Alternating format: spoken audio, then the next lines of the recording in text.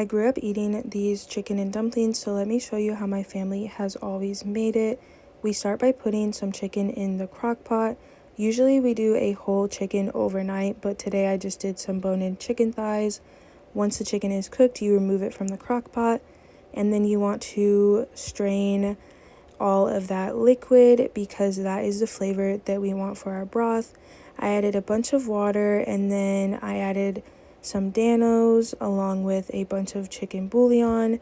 No vegetables, no heavy cream. This is not chicken soup. It is chicken and dumplings the right way. No, I'm just kidding. And then I started on my homemade dumplings. So you're going to take way too many eggs. I used 9 or 10 because I wanted to make a big batch. And then you mix those up and you just start adding flour until you get the consistency that you need. There are no measurements for this. It's really just trial and error, and it just takes some practice. So you can see here I'm adding my first batch of flour.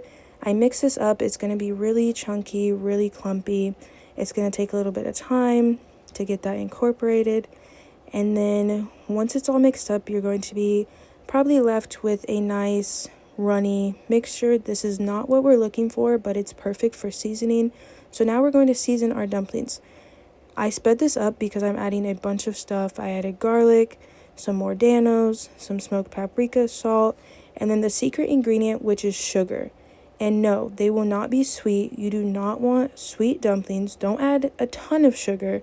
You just want to balance out the flavors a little bit so it's not just tasting like plain flour. I don't know how to explain it, but it works. It truly does.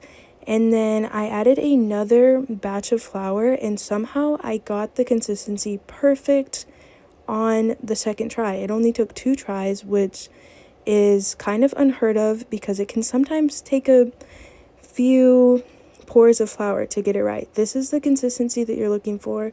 It should be sticky and thick and a little bit runny. It's kind of hard to explain.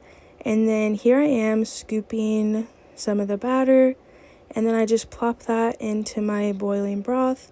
Once the dumplings are done, I remove them from the pan and I put them back in the crock pot. So this is where I let all of the dumplings rest. You can keep them warm over there, and then it gives you room in the pan so you can continue to boil more dumplings. And then that's it. I serve this over mashed potatoes. You can add some parsley to be fancy.